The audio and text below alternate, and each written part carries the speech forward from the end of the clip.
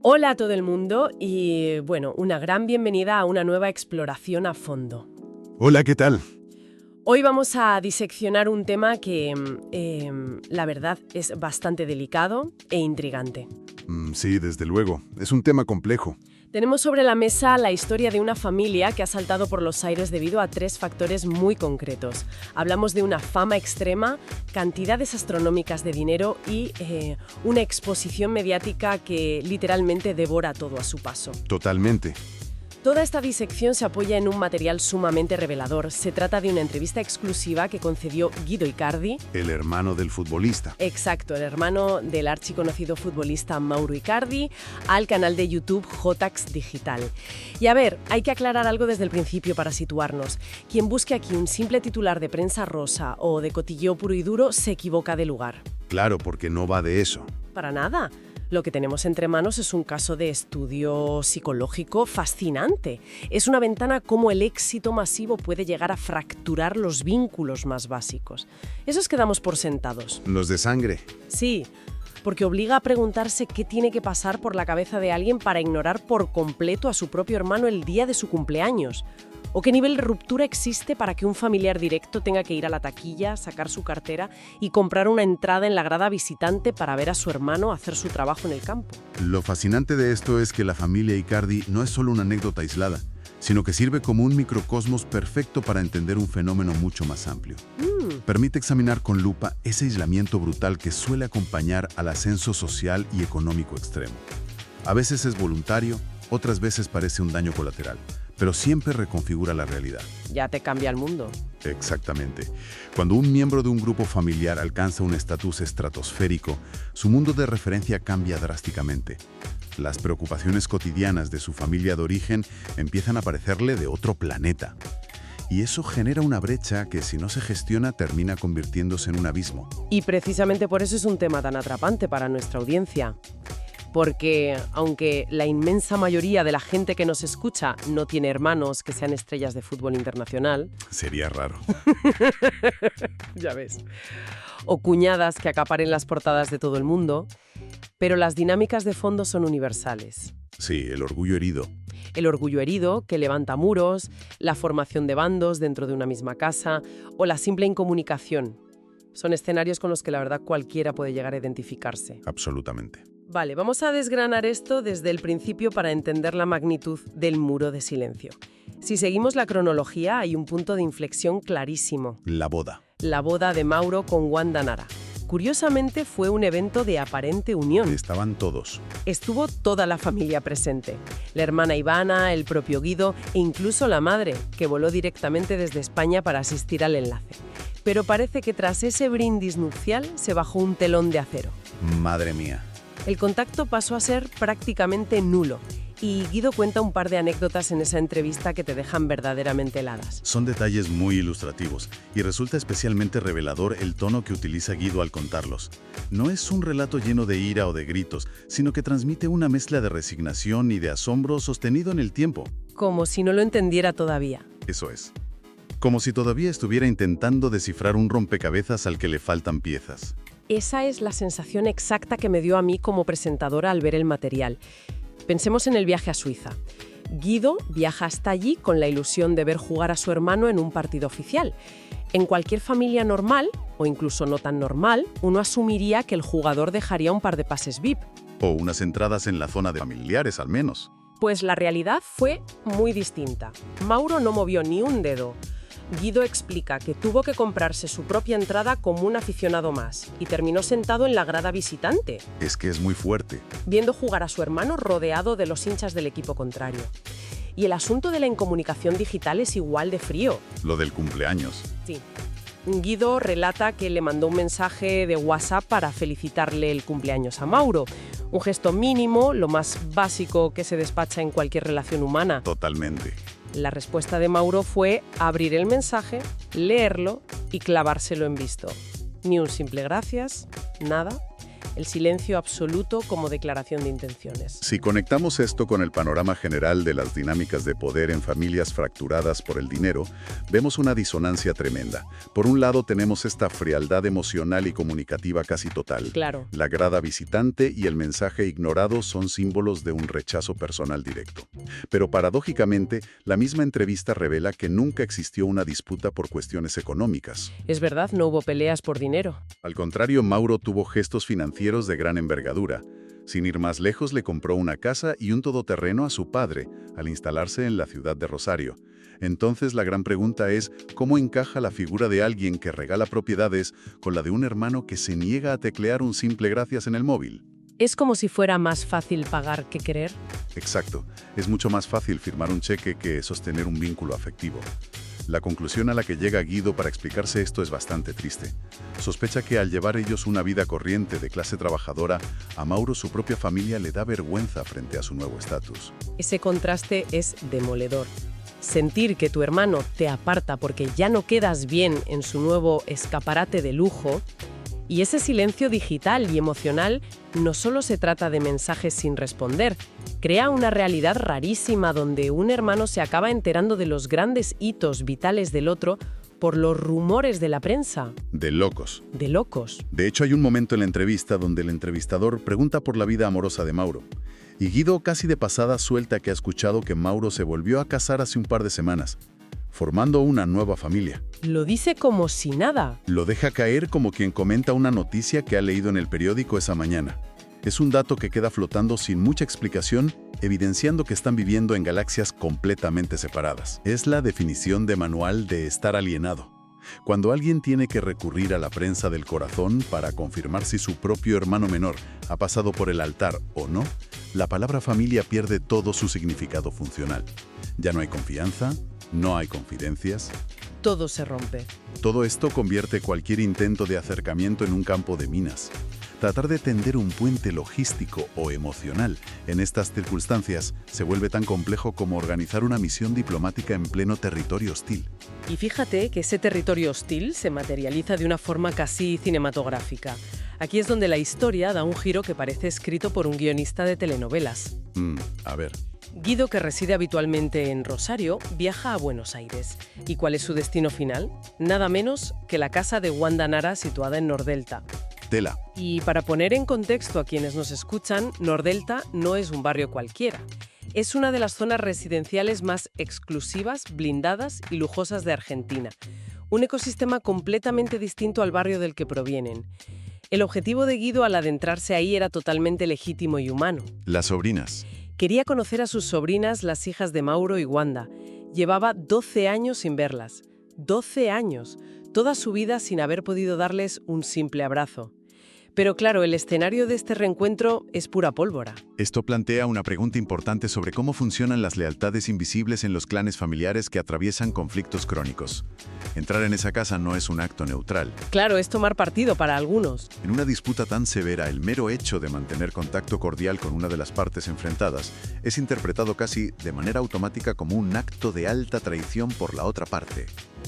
La familia entra en una especie de lógica de guerra fría. Totalmente. Y Guido se mete de lleno en lo que él mismo define con bastante humor como una novela turca. Porque durante esa visita se genera una imagen, una fotografía literal que revienta las redes sociales y los grupos de WhatsApp familiares. La famosa foto. Guido aparece compartiendo espacio y sonrisas no solo con Wanda, sino también con Maxi López. Para tener el mapa completo, Maxi López es el exmarido de Wanda y en su día amigo íntimo de Mauro antes de que se desatara todo el famoso escándalo hace años. Un lío tremendo. Hoy en día resulta que Maxi y Wanda mantienen una relación sorprendentemente cordial hasta el punto de que Guido y Maxi liman asperezas tranquilamente durante la fiesta de cumpleaños de uno de los hijos de Wanda. Es que es surrealista. Y por si este cóctel no fuera suficiente, en esa misma órbita de Nordelta flotan figuras muy mediáticas como el cantante Elegante o Migueles, es decir, personajes que son el epicentro constante del huracán de la prensa rosa argentina. Guido aterriza en el ojo mismo del tornado. Y claro, las réplicas de ese terremoto no tardaron en llegar, porque al mezclarse con todos estos actores mediáticos, Guido está dinamitando las fronteras invisibles que el conflicto había establecido. Las repercusiones fueron inmediatas y muy vocales. La hermana de ambos, Ivana Icardi, que vive en Madrid, monta en cólera. Lógico desde su punto de vista. Se enfada muchísimo con Guido tanto en público como en privado, reprochándole que esté de risas y confraternizando con la persona que ella considera el origen de todos sus males. Pero la forma en que Guido se defiende es de un pragmatismo aplastante. ¿Qué argumenta él? Su argumento es muy simple. Dice, para llegar a mis sobrinas, la madre es quien me tiene que abrir la puerta. Su prioridad absoluta era establecer ese vínculo de sangre con las niñas. Lo dice sin ningún tipo de filtro. A él no le importa en absoluto si esa foto familiar en Nordelta sirve para provocar o mojarle la oreja a su hermano. Va a lo práctico. Si a Mauro le molesta verlo ahí o si Wanda utiliza la situación para mandar un mensaje indirecto a Guido, le da igual. Él se sentó a la mesa, comió, charló y por fin pudo abrazar a sus sobrinas. Lo que resulta verdaderamente analítico aquí es cómo Guido decide salir del juego de las relaciones públicas. Mientras que para Ivana, indudablemente para Mauro, cualquier gesto es evaluado bajo el microscopio de la opinión pública, el orgullo y la traición, Guido se niega a participar en esa lógica. Se baja de ese barco. Decide que la geopolítica de los escándalos de celebridades no tiene autoridad moral para dictar si puede conocer a unas niñas que llevan su propia sangre. Es una negativa frontal a ser parte del circo mediático. Y paradójicamente lo consigue metiéndose justo en la carpa principal para llevarse lo único que le importa. Aquí es donde se pone realmente interesante la figura de Mauro vista a través de los ojos de alguien que creció con él. Durante la entrevista le preguntan a Guido si considera que Mauro es alguien manipulable. Buscando la excusa típica. Intentando buscar una excusa, sugiriendo que el distanciamiento podría ser culpa exclusiva de Wanda o de las malas influencias de su entorno. Pero Guido rompe ese mito de forma tajante. Describe a su hermano no como una víctima pasiva de las circunstancias, sino como alguien que está exactamente en el lugar que siempre quiso estar. Interesante. Lo perfila como un hombre al que siempre le ha fascinado el éxito, que necesita ser el centro de atención y que disfruta profundamente que su nombre esté en boca de todos, ya sea por un gol espectacular o por una polémica en redes. Guido utiliza una frase muy contundente para resumirlo. Dice, Mauro no se casó con la verdulera del barrio. Esa frase lo dice todo. Evidentemente es una metáfora.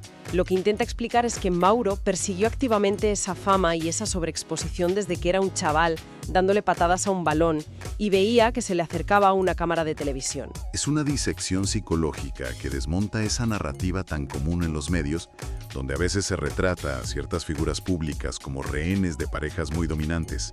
Guido aclara que la ambición de notoriedad es una característica intrínseca de Mauro. Viene de serie. Viene de serie, sí. Y esa sed inagotable de estatus y de focos es lo que choca de frente como un tren a toda velocidad contra los valores y la forma de vida del resto de la familia Icardi. Son dos sistemas de creencias incompatibles, operando en paralelo. Y para ilustrar ese enorme choque de trenes, el material de JTax Digital introduce de manera muy inteligente la perspectiva de otra hermana Aldana. Reproducen un audio suyo que sirve como una especie de declaración de principios oficial de la familia Icardi que sigue en Rosario. ¿Y qué dice Aldana? Aldana asegura con total naturalidad que en su núcleo familiar no existen los bandos. Y para demostrarlo, cuenta una anécdota reciente, que descolocaría a cualquier plató de televisión. Relata que la famosísima actriz y cantante conocida como La China Suárez, Que fue pareja de Mauro. que fue pareja de Mauro tras hacerse pública una ruptura matrimonial, pues visitó hace poco la casa del padre en Rosario. Pero no cualquier casa, sino la vivienda familiar situada en el tradicional y humilde barrio de Alberdi. Que es un barrio de lo más normal. Es importante entender el contraste. Alberdi es un barrio de clase trabajadora, de vecinos de toda la vida. Y según cuenta Aldana, la presencia de esta superestrella mediática allí no generó ningún escándalo. Los vecinos la trataron con total normalidad, con buena onda. Una escena costumbrista frente a lo que en otro contexto habría sido un circo de paparazzis. La intervención de Aldana es una pieza clave de este análisis porque define una filosofía familiar de resistencia frente al delirio de la fama. Lo que subyace en esa anécdota de la China Suárez en el barrio de Alberdi es un mensaje poderosísimo. Ya te digo. Cuando alguien cruza la puerta de la casa familiar, las reglas del mundo exterior se desactivan. El ego, el poder, los millones y el estatus mediático se quedan en la acera. Mantienen una política estricta de puertas abiertas. Están dispuestos a aceptar a cualquiera, ya sea Guandanera, la China Suárez o cualquier pareja anónima, tratándolas con el mismo respeto y la misma llaneza con la que tratarían a la prometida de Guido. No aplican filtros de popularidad ni de patrimonio para sentar a alguien en su mesa. Es un esfuerzo titánico por no dejarse arrastrar por la locura. Supone una bofetada a la manera en que el ecosistema mediático y la sociedad actual categorizan a las personas por su cuenta corriente o sus seguidores en redes. Mientras el mundo entero convierte todo en un espectáculo, esta familia intenta imponer una normalidad radical, invitando a la gente a tomar un mate de tú a tú en el salón de su casa. Claro. Es como si intentaran recordarle a Mauro de forma constante que hay una realidad tangible fuera de su burbuja de lujo. Pero la verdadera tragedia de esta historia es que a pesar de mantener la puerta abierta de par en par, nadie cruza el puente desde el otro lado. Nadie. No hay grandes enfrentamientos ni portazos arrecientes, solo hay el eco de un silencio sostenido. Un silencio que resulta aún más ensordecedor cuando analizamos los acontecimientos más inminentes en el calendario de la familia. Exacto, y eso nos lleva directamente al tramo final de esta historia que destila una melancolía enorme. Porque la vida sigue su curso y Guido está a las puertas de vivir uno de los momentos más importantes de su vida, su boda. Un momento clave. En la entrevista nos enteramos de que el enlace se celebrará en marzo. Y los detalles que comparte son el contraste perfecto con el mundo de su hermano. Guido tira de su comunidad real para organizar el evento. Cuenta muy ilusionado que va a llevar un traje del diseñador local Daniel Casalnovo y que durante sus preparativos en Buenos Aires consiguió alojarse en el icónico pero terrenal Hotel Abasto, gracias a que sus amigos Diego Suárez y Vero Ojeda le hicieron el favor de gestionarlo. Amigos tirando de contactos de toda la vida. Es la vida real buscando favores, organizando un evento con cariño y presupuesto terrenal. Un contraste brutal si pensamos que su hermano podría literalmente comprar ese hotel entero con el salario de un par de meses. Y por supuesto, organizar una boda implica lidiar con la lista de invitados. Una lista de invitados que vuelve a poner a prueba de la forma más definitiva posible esa política de puertas abiertas y ausencia de rencores de la que hablábamos. Y Guido no decepciona en ese aspecto. Cumpliendo con sus principios, hizo llegar la invitación formal a Wanda, animándola especialmente a que asistiera con las niñas para que el abuelo pudiera reencontrarse con ellas después de meses sin ningún tipo de contacto. ¿Y hubo respuesta? La respuesta de Wanda, al parecer, fue cordial, dejando la puerta abierta a cuadrar agendas para intentar asistir. Y como era de esperar, también cursó la invitación correspondiente a su hermano Mauro. ¿Y qué contestó? La respuesta desde Turquía o desde donde quiera que estuviese Mauro. Otra vez, el fantasma del silencio. Ninguna confirmación, ni un mensaje declinando la invitación, ni una excusa. Nada. Y el detalle que termina de oscurecer el panorama es que Guido desvela que Mauro lleva meses sin cruzar palabra con su propio padre, el mismo al que en su día le compró aquella casa en Rosario. Es la consumación absoluta del aislamiento del que hablábamos al principio. Demuestra que las transferencias bancarias y los regalos ostentosos pueden proporcionar confort material, pero son completamente inútiles para comprar la presencia real en los ritos de paso que construyen la verdadera biografía de una familia. Faltar una boda o ignorarla por completo es borrar tu nombre de la historia compartida. Pero fíjate que frente a un desplante de esa magnitud, frente a ese ghosting continuado y doloroso, lo que termina por dominar la entrevista es la increíble madurez emocional de Guido. Es digno de estudio. No se percibe rencor ni un tono de víctima buscando dar lástima. ¿Nada de resentimiento? Cuando le preguntan a modo de cierre qué le desea a su hermano después de todo, sus palabras son una lección de empatía. Le desea cosas puramente constructivas, que logre acabar con el desgaste de ese circo mediático crónico. Añade que si le toca divorciarse, ojalá sea capaz de hacerlo en buenos términos, sin guerras de destrucción mutua. ¡Qué madurez! Que si realmente quiere estar con la China Suárez y eso le hace feliz, que se case y disfrute. Le desea que siga triunfando en el fútbol, rompiéndola en el campo. Y su deseo más profundo es que el día de mañana, cuando los focos se apaguen y el ruido cese, puedan volver a sentarse juntos alrededor de una mesa como una familia cualquiera, terminando además con una broma muy futbolera de Rosario, deseando que Mauro acabe su carrera vistiendo la camiseta del Newell's Old Boys.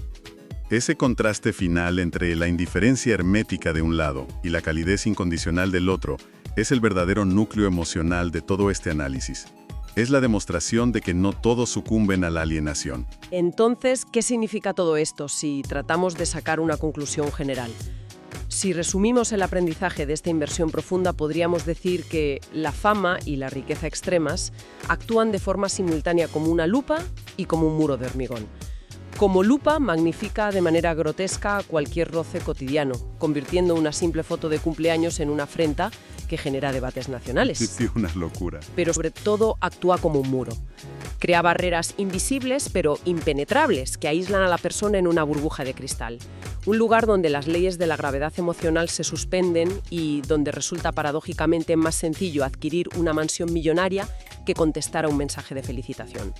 Es el retrato más crudo de la soledad que puede acompañar al éxito desmesurado. Y esto nos deja una reflexión final ineludible. Todo esto hace plantearse un escenario bastante de película que invita a darle una vuelta. Si cualquiera de quienes nos escuchan se despertara mañana por la mañana rodeado de un éxito global absoluto con decenas de millones en el banco y un enjambre de cámaras registrando cada paso, cabría preguntarse quiénes de las personas que se sientan hoy en su mesa de los domingos lograrían sobrevivir a ese filtro tan brutal. ¡Qué gran pregunta! ¿Seríamos verdaderamente capaces de dejar el ego y el estatus aparcados en la puerta al volver a casa?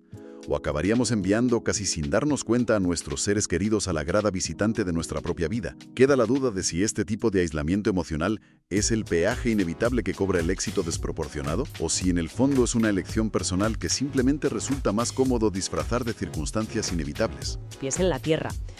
Hasta aquí llega la exploración de hoy. Esperamos que esta disección de las dinámicas familiares tras los focos haya aportado una perspectiva interesante sobre lo que realmente queda cuando la maquinaria mediática se apaga. Ha sido un verdadero placer compartir este tiempo de análisis. Nos encontramos en la próxima exploración.